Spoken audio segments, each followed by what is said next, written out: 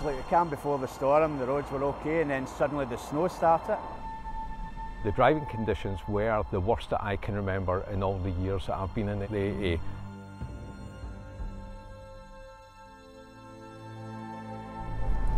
When I checked the weather the night before, it was the same as it always had been, severe weather, but it didn't mention anything about snow blizzards or anything that I felt was going to be majorly risky.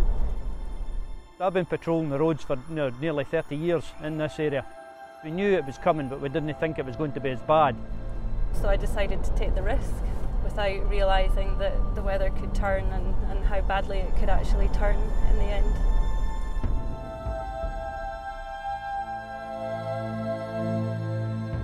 I woke up quite early, checked the weather reports. Things looked not great, but not tremendously bad.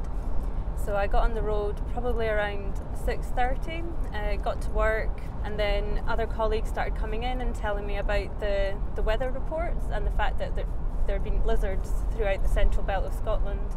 The closer you get to an event, the more accurate in general the forecast will be. The further away in time it is, the more variability that will creep into that forecast. It's certainly something that we'll work at to improve the accuracy all the time, and that has been taking place. But we'll never get to the stage where you can always get a 100% accurate forecast. It is, in the end result, always a forecast. So around 9:30 I got back in the car and headed back towards Glasgow. I had not long hit the motorway then the traffic had come to a standstill. And it was like that for about 4 or 5 hours. In the morning you could see the roads were beginning to freeze, the snow was beginning to fall, the snowflakes were the size of the kind of leaves off trees, and the amount that was coming down, you could just see it was going to be very much an abnormal day. We were stuck at a standstill just waiting to see what was going to happen, with no idea of how long we were actually going to be stuck on that motorway for. So I switched my engine off to try and conserve fuel, and then the traffic started to move, and at that point I realised that the battery in my car had actually died and my car wouldn't start again. The main problem was really the getting to people because of the road closures and obviously the amount of snow. It just took us such a long time to travel about. We were in the same position as everybody else. You had snow piled 2, 3, 4 feet high at either side of the road. Officers were helping people push vehicles. They were helping people with jump starting their cars. They were towing cars out with the vehicles that we had. Luckily, a police car came along and managed to jump start my car again with some jump leads, and I rejoined the queues of traffic.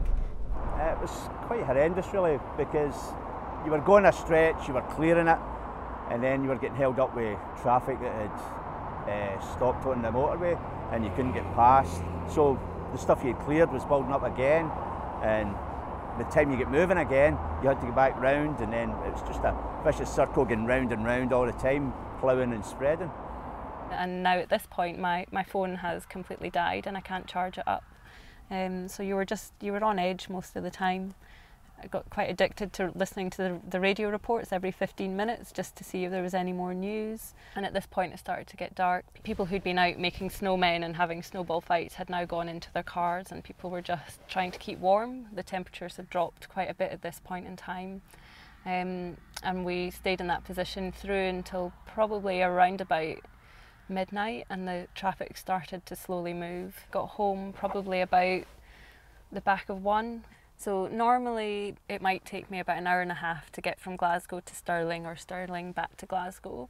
On that day it took me about 15 hours to get home, and most of that time was spent sat in one spot, unable to move, unable to do anything, regretting even getting in the car that morning.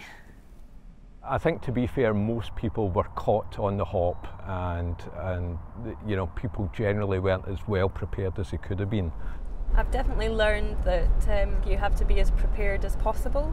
You can't just expect that someone is going to be there to save the day. You have to be able to look after yourself, so you have to be able to keep yourself warm, keep yourself connected.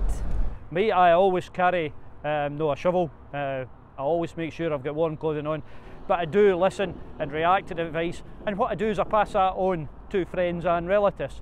I think certainly I always listen to the road reports on the radio when I'm travelling, so that you're getting the latest information, and you perhaps have the ability to change your plans, perhaps go a different route if you become aware that there is a problem in one area. Should the car battery die, I've got some jump leads. In case I'm on my own, I have a jump starter. I've got some de-icer and a scraper. I have a map just in case I need to plan a different route. I've always got water, blanket, torch, snack, stuff like jelly sweets with sugar in them to sustain you if you ever break down, because you never know the moment. The other thing that's very important, make sure you have plenty of fuel in your car. If you are stuck in the car overnight, you really want to make sure you're not low on fuel. I've got winter walking boots if it's slippy and snowy. I have a phone charger for my car as well. So now I have everything for my winter emergency kit. I feel ready for this winter.